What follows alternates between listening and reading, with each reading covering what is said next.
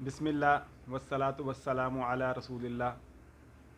سورہ جمعہ کی پہلی آیت ہے۔ اللہ سبحانہ وتعالیٰ کہتے ہیں یسبح للہ ما فی السماوات و ما فی الارض الملک القدوس العزیز الحکیم۔ المالک وہ بادشاہ جو القدوس ہے، جو کہ مکمل طور پہ پیور ہے، جس میں کسی قسم کی کوئی خرابی نہیں۔ العزیز جس کی مکمل طور پہ اتھارٹی ہے۔ الحکیم اور وہ بڑی حکمت والا اور بڑا عقل مند ہے، اس کے ہر فیصلوں میں مکمل طور پہ دانائی اور حکمت ہے۔ جو مالک کا لفظ ہے وہ تین طریقوں سے قرآن میں استعمال ہوا ہے، ایک المالک، ایک ملک، ایک ملیک۔ ان المتقین فی جنات و نہر فی مقعد صدق عند ملیک مقتدر۔ یہاں پہ ملیک کا لفظ استعمال ہوا ہے جو کہ مقتدر ہے۔ مقتدر مطلب اس کے پاس مکمل طور پہ وہ قادر ہوگا۔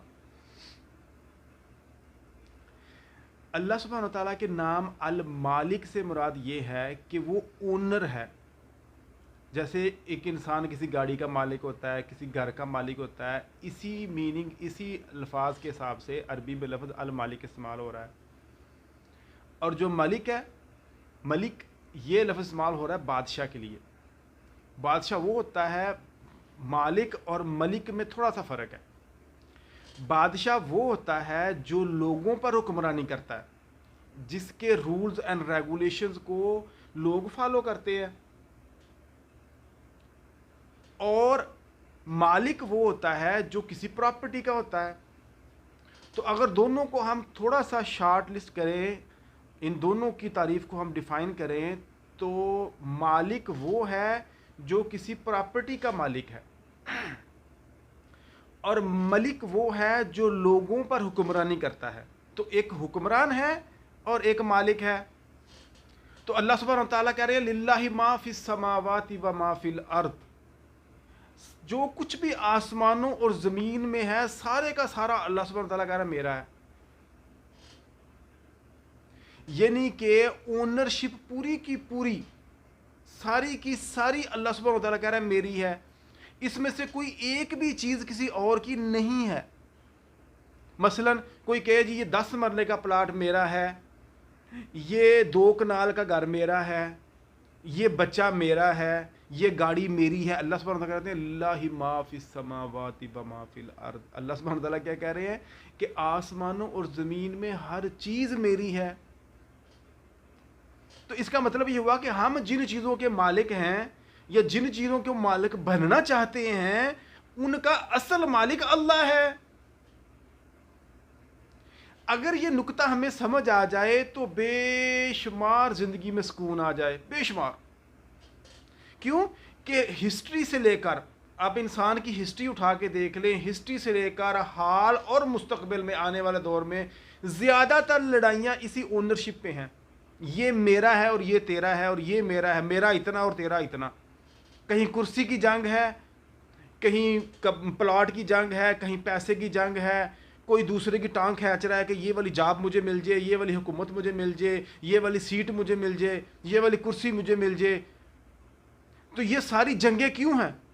گھر کے اندر لڑائی ہو رہی ہے، بہو اور ساس کی لڑائی ہو رہی ہے۔ ساس کہہ رہی ہے میرا حکم چلے گا، بہو کہہ رہی ہے میرا حکم چلے گا۔ باپ کہہ رہا ہے میرا گھر ہے، بیٹا کہہ رہا ہے میرا گھر ہے، ساس کہہ رہی ہے میرا گھر ہے۔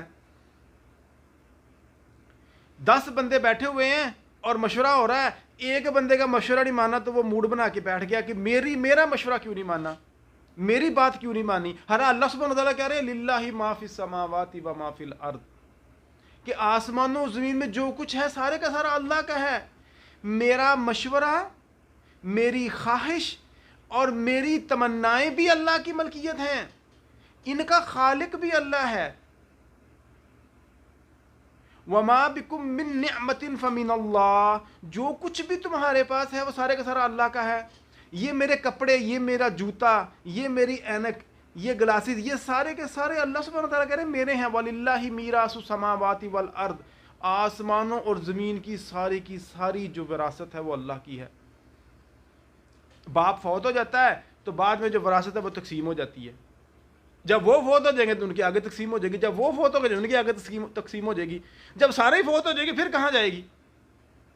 جب سارے فوت ہو جائیں گے تو یہ وراثت کہاں جائے گی؟ اللہ سبحانہ وتعالیٰ کہتے ہیں وَلِلَّهِ مِيرَاثُ السَّمَاوَاتِ وَالْأَرْضِ، آسمانوں اور زمین کی ساری وراثت اللہ سبحانہ کہتے ہیں میری ہے۔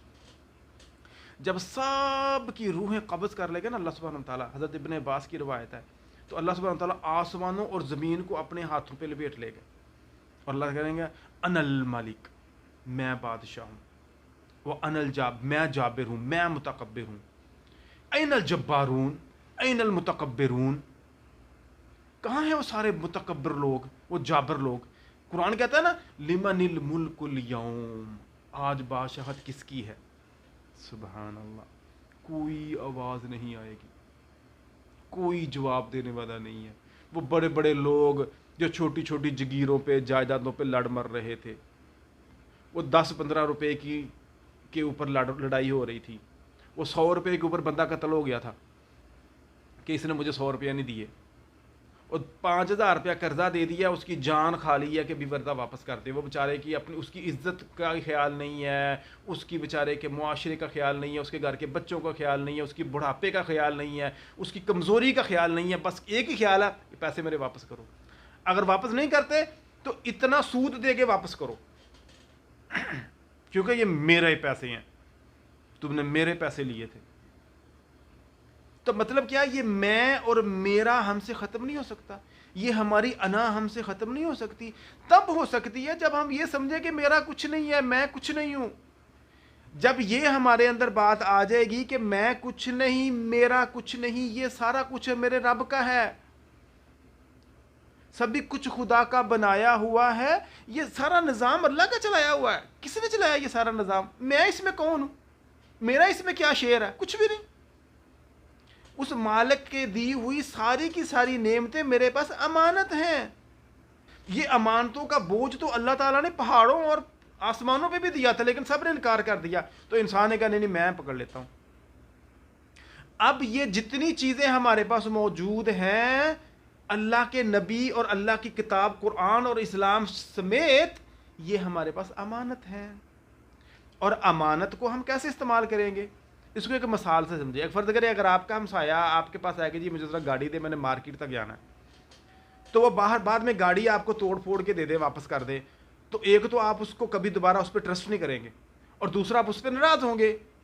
تو ہمارا اللہ کا ٹرسٹ ہمارے سے ختم ہو رہا ہے، اور دوسرا اللہ کا غضب اور غیظ ہمارے پہ ہو رہا ہے کہ اگر ہم اس امانتوں میں خیانت کر رہے ہیں۔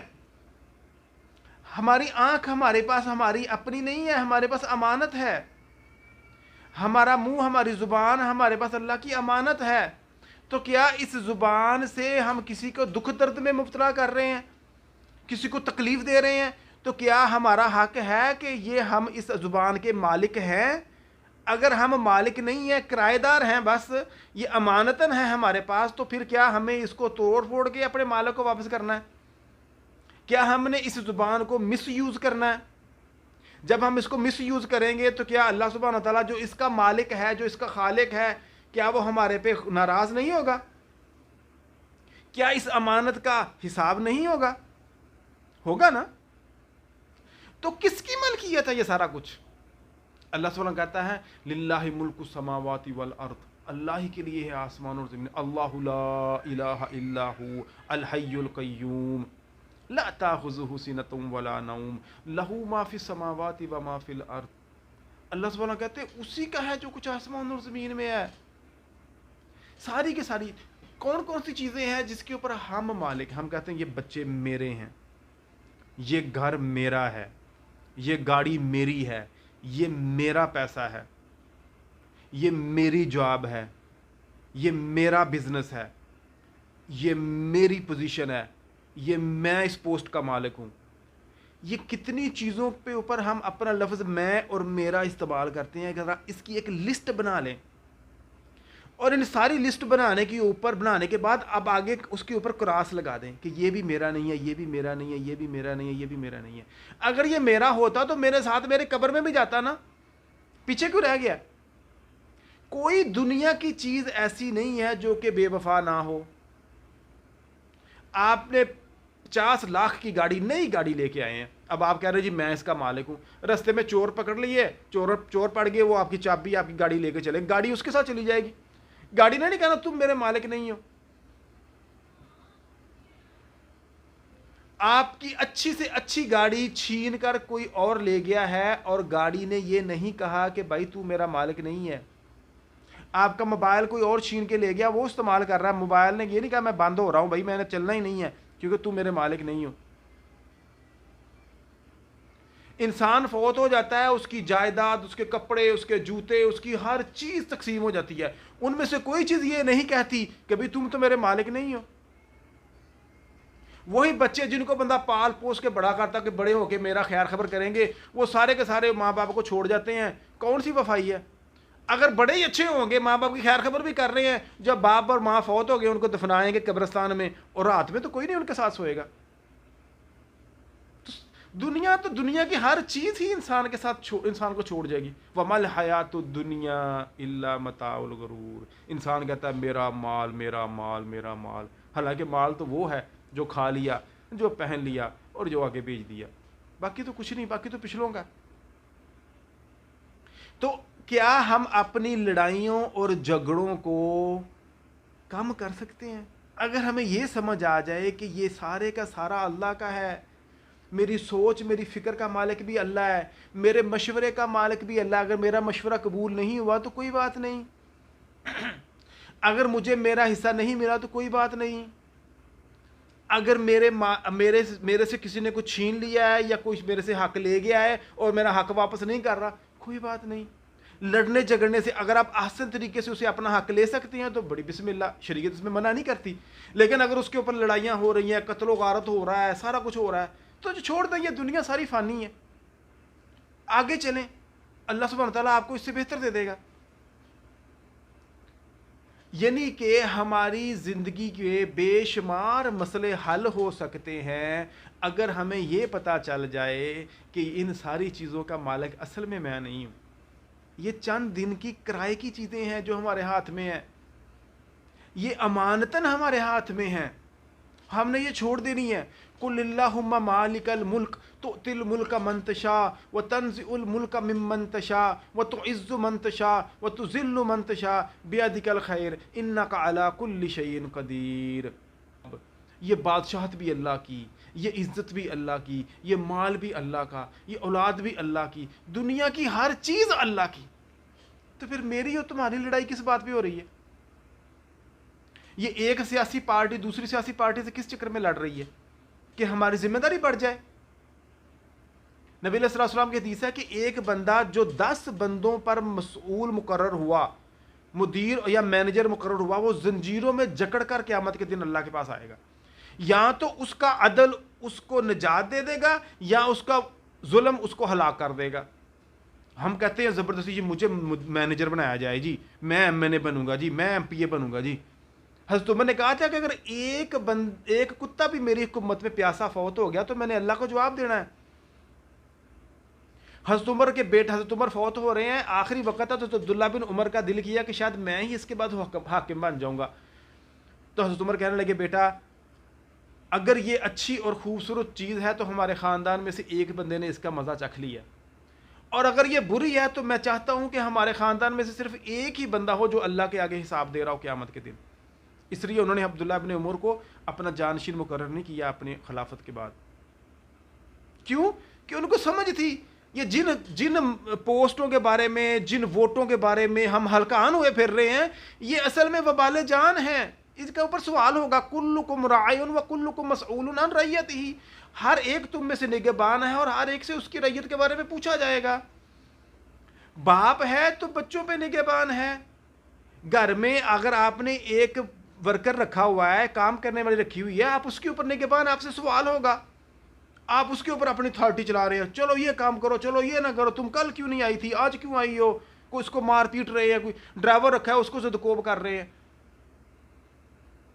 یعنی کہ جس بندے کے پاس جتنی اتھارٹی آ رہی ہے وہ اتنا ہی جابر, متکبر اور ظالم بن جاتا ہے. وَهُوَ الْغَفُورُ الْوَدُودُ, اللہ سبحانہ وتعالیٰ اپنے متکبر ہونے, اپنے جابر ہونے, اپنے مالک الملک ہونے, ذو القوت المتین ہونے کے ساتھ الرحمن الرحیم ہے.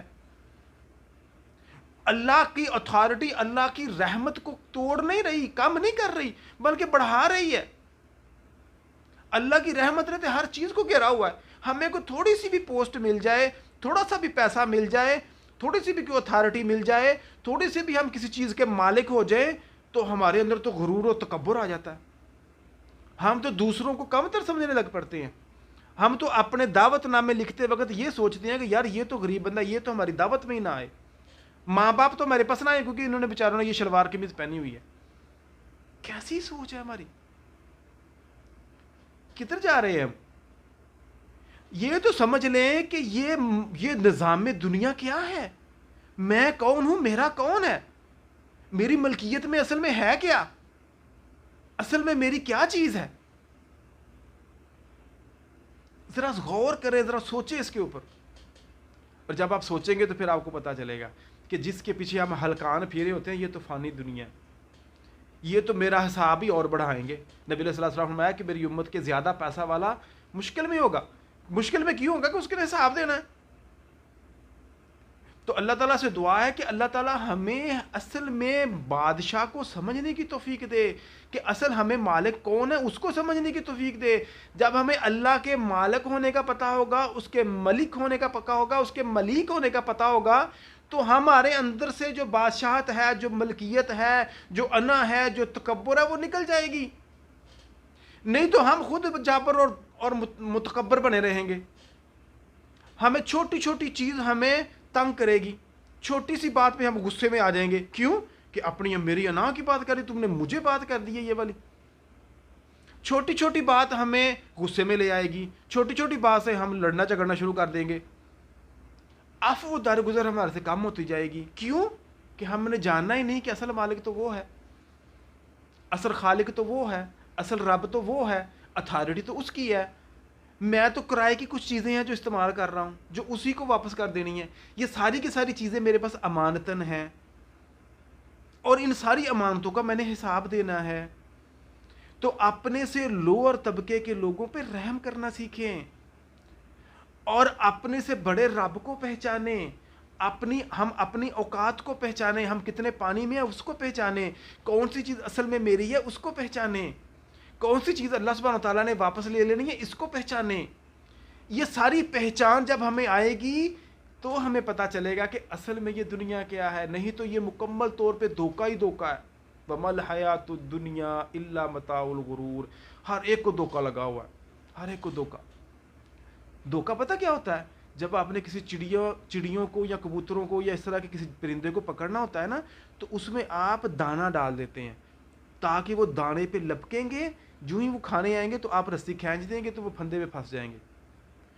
تو یہی شیطانی چالیں ہیں, ہم انہی چیزوں کی طرف لپکتے ہیں. ہم اتھارٹی چاہتے ہیں, میرا مشورہ قبول ہو, میں گھر میں بڑا ہوں, میری اتھارٹی ہو, میرا حکم مانا جائے, یہ چیز میری ہے, یہ میری ہے, مجھے اتنا حصہ ملنا چاہیے, میں ہوں, میری بات مانی جائے, میرا مشورہ مانا جائے.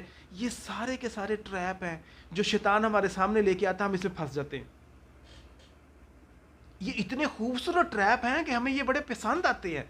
کس کا دل نہیں کرتا کہ وہ بڑا بن کے رہے, کس کا دل نہیں چاہتا کہ اس کی اتھارٹی قبول کی جائے, کس کا دل نہیں چاہتا کہ اس کے پاس بڑی جائیداد ہو, بڑا مال ہو, بڑے بچے ہوں, کس کا دل نہیں چاہتا.